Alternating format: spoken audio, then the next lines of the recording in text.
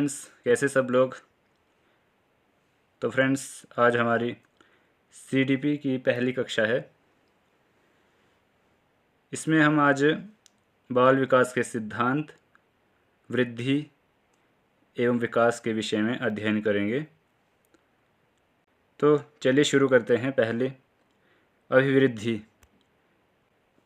अभिवृद्धि या वृद्धि, इंग्लिश में ग्रोथ, और विकास में क्या अंतर है, एक दूसरे से किस प्रकार भिन्न है, इसको देखते हैं।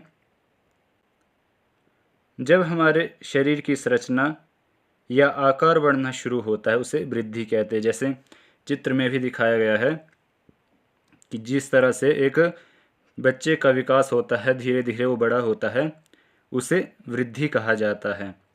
और दूसरी तरफ विकास का अर्थ है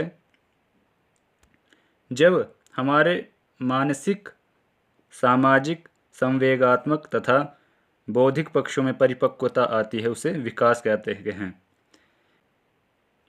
वृद्धि का स्वरूप जो होता है वो बाह्य होता है, वो बाहरी रूप से विकसित होता है, परंतु जो विकास होता है वो बाह्य, आंतरिक भी होता है और बाह्य भी होता है। जैसे उदाहरण के लिए हमारा मस्तिष्क होता है, उसका विकास आंतरिक होता है और बाह्य भी होता है। भाषा ज्ञान इत्यादि जो भी है विकास के रूप में एक आंतरिक भी होता है और इनका बाह्य भी होता है, परंतु जो वृद्धि होती है वो केवल बाह्य होती है। Growth is the external level, development is both at external and internal levels. जो वृद्धि होती है वो कुछ समय बाद रुक जाती है। जैसे हमारी लंबाई चौड़ाई बढ़ती है कुछ समय तक, फिर उसके बाद एकदम से रुक जाती है। जब परिपक्वता, किशोरावस्था के बाद की जो अवस्था आती है उसके बाद वृद्धि रुक जाती है। परंतु जो विकास होता है वो निरंतर चलता है, वो आजीवन प्रचल्यमान प्रक्रिया है। ये जो वृद्धि का क्रम है वो क्रमानुसार नहीं होती। जैसे कभी हमारी लंबाई बढ़ती है तो कभी भार बढ़ता है, वो एक समान से नहीं चलता कि लंबाई भी साथ चल रही है और भार भी साथ बढ़ रहा है। तो यहाँ पर जो वृद्धि होती है कभी यहाँ लंबाई बढ़ती है और कभी भार बढ़ता है, परंतु जो विकास होता है ये निश्चित क्रम में नहीं होता है। जैसे उदाहरण में यह बताया गया है कि जैसे विकास हम अपनी इच्छा अनुसार से कर सकते हैं, जितना करना हो, चाहे वो मानसिक हो, सामाजिक हो, संवेगात्मक हो, परंतु वृद्धि में हम अपने अनुसार नहीं बढ़ा सकते इसको। अगला, हम वृद्धि का मापन कर सकते हैं परंतु विकास का हम मापन सीधे नहीं कर सकते हैं। जैसे भार और लंबाई को तो हम माप सकते हैं, परंतु जो हमारा विकास में सामाजिक विकास या नैतिक विकास, मानसिक जो भी होता है, उनका हम मापन नहीं कर सकते हैं।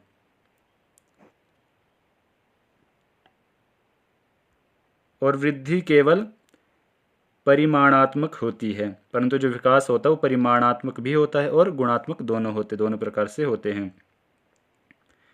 वृद्धि होने से विकास हो भी सकता है और नहीं भी हो सकते। निश्चित नहीं है कि वृद्धि हो रही है तो विकास, उसका विकास होगा, ये निश्चित नहीं है। पर उसमें ऐसा है कि हो भी सकता है, नहीं भी हो सकता है। जैसे जब कोई आदमी मोटा होता जा रहा है, उसकी वृद्धि होती जा रही है, परंतु ये नहीं बोल सकते कि उसका मानसिक विकास भी हो रहा है, आगे बढ़ रहा है। परंतु जो विकास वृद्धि के बिना भी संभव है। मान लो कोई बालक है या विद्यार्थी है, उसका आकार और ऊंचाई का भार नहीं बढ़ रहा है, परंतु उसके नैतिक विकास और सामाजिक विकास में वृद्धि हो रही है। इसलिए विकास में वृद्धि के बिना भी संभव होता है, विकास वृद्धि के बिना भी संभव होता है। एक शब्द है परिपक्वता। परिपक्वता का अर्थ क्या है कि आनुवांशिक विन्यास के पूर्व निर्धारित रूप से प्रकट होने का प्रोसेस परिपक्वता कहलाता है।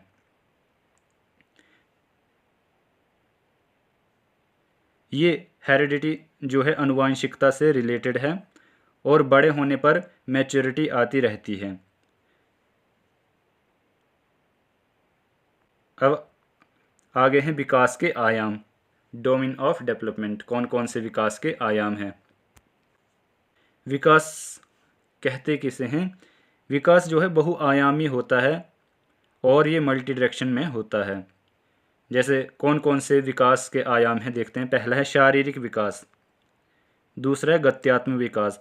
गत्यात्मक विकास किसे कहते हैं? ये एक तरह से बालक के शारीरिक विकास से ही जुड़ा है। यह मसल्स हड्डियों की क्षमता और उन पर कंट्रोल करने से संबंधित है। गामक विकास में बालकों के चलने, दौड़ने, कूदने, भोजन आदि करने के विषय को शामिल किया गया है। इस गत्यात्मक विकास को दो भागों में बांटा गया है। एक होता है हमारा फाइन मोटर स्किल्स, एक आता है gross motor skills. Fine motor skills और ग्रॉस मोटर स्किल्स में अंतर क्या है इसे देखते हैं। पहले हमारे पास fine motor skills. Fine motor skills जिसमें मसल्स का कम यूज़ होता है, हमारे शरीर के मसल्स का कम यूज़ होता है, उसे फाइन मोटर स्किल्स कहते हैं। जैसे एग्जाम्पल के लिए, जब हम लिखते हैं तो हमारी मसल्स का कम यूज़ होता है। और जब कलरिंग करते हैं, कलरिंग में भी मसल्स का कम यूज़ होता है। कटिंग करते हैं, ब्रेकिंग चपाती करते हैं तो भी हमारी मसल्स का कम यूज़ होता है।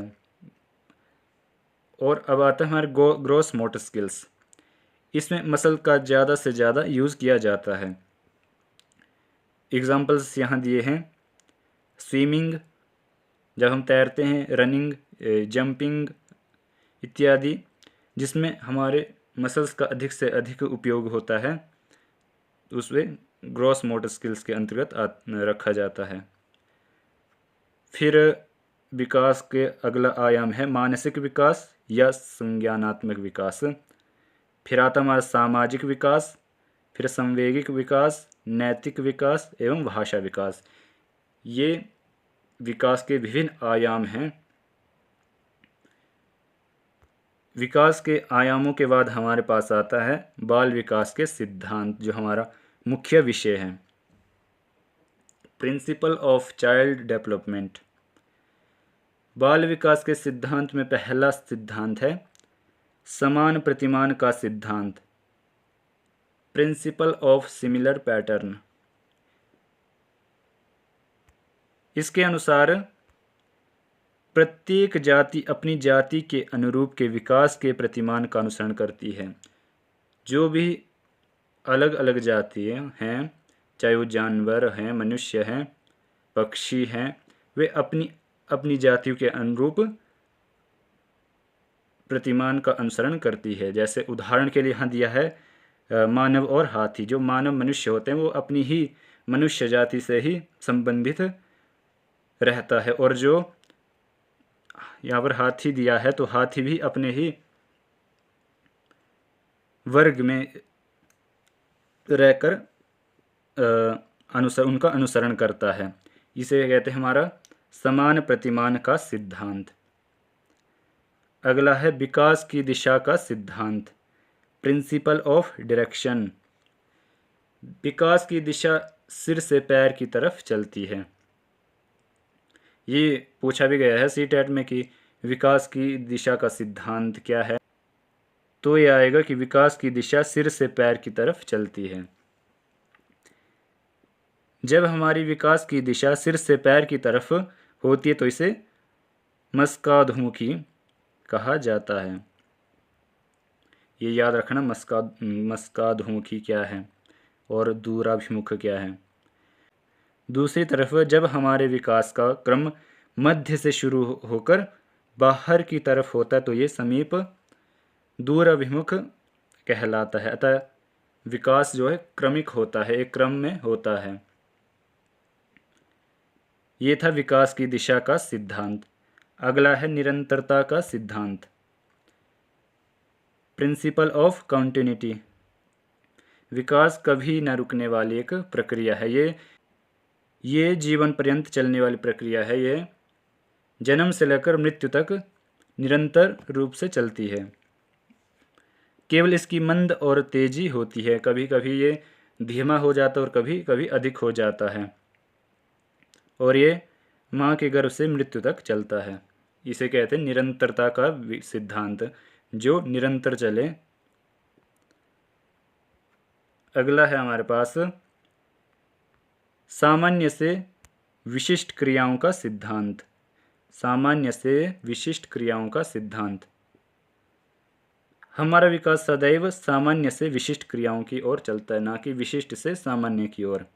पहले हम सामान्य सामान्य क्रियाएं करते हैं, उसके बाद ही विशिष्ट की ओर चलते हैं। जैसे एक बच्चा होता है, वो पहले हाथ हिलाना शुरू करता, फिर पीठ, फिर शरीर को हिलाना, फिर धीरे धीरे वो आगे बढ़ता है। जैसे उठना, पहले उठना, फिर बैठना, चलना, दौड़ना, एक क्रम में सीखते हैं। पहले सामान्य चीज़ें, फिर उसके बाद विशिष्ट की ओर जाते हैं।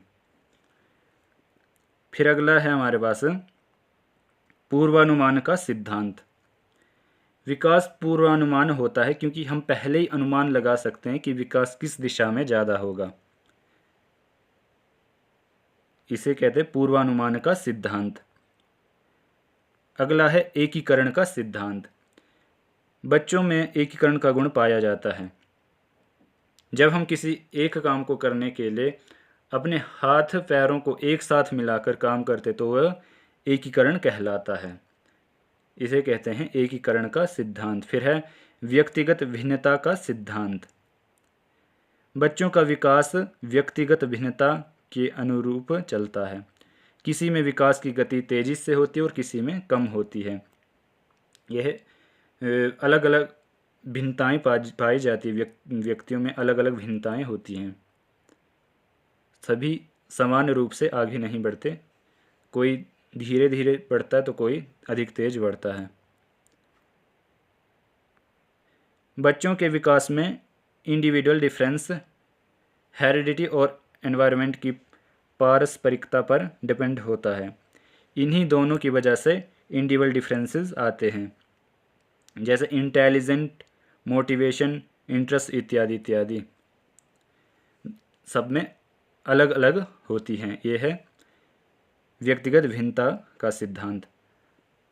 8वां है वर्तुलाकार बनाम रेखीय प्रगति का सिद्धांत। ये है विकास कभी भी रेखीय नहीं होता, मतलब वह कभी भी सीधी रेखा में नहीं चलता है। वो उसकी गति कभी धीमी हो जाती है तो कभी तेज हो जाती है। ये कभी एक रेखीय में नहीं चलता, वो वर्तुलाकार चलता रहता है, तो कभी धीमा तो कभी तेज। फिर है अंतर संबंधित विकास का सिद्धांत। इसमें शारीरिक, बौद्धिक, संवेगात्मक, सामाजिक और अन्य प्रकार के विकास अंतर संबंधित और परस्पर निर्भर होते हैं। तो फ्रेंड्स, ये थे बाल विकास के सिद्धांत। इनमें से कभी कभी प्रश्न पूछ देता है कि किस सिद्धांत में किस प्रकार का विकास होता है, और पूछता है कौन सा फाइन मोटर स्किल्स में आता है, कौन सा ग्रोस मोटर स्किल्स में आता है, और वृद्धि कैसी होती है, परिमाणात्मक होती है या गुणात्मक होती है, विकास किस तरह से होता है, विकास किस दिशा में तेज़ी से होता है इत्यादि सीटेट में पूछा गया है। तो आशा करता हूँ कि सभी को समझ आ गया होगा। यदि कहीं संशय हो तो कमेंट करके बता सकते हैं, उसका निवारण अवश्य होगा। तो हम अगली कक्षा में पढ़ेंगे बाल विकास की अवस्थाएं, कौन कौन सी अवस्थाएं हैं, उन अवस्थाओं में उसके भेद कौन कौन से इत्यादि सभी को हम अगली कक्षा में पढ़ेंगे।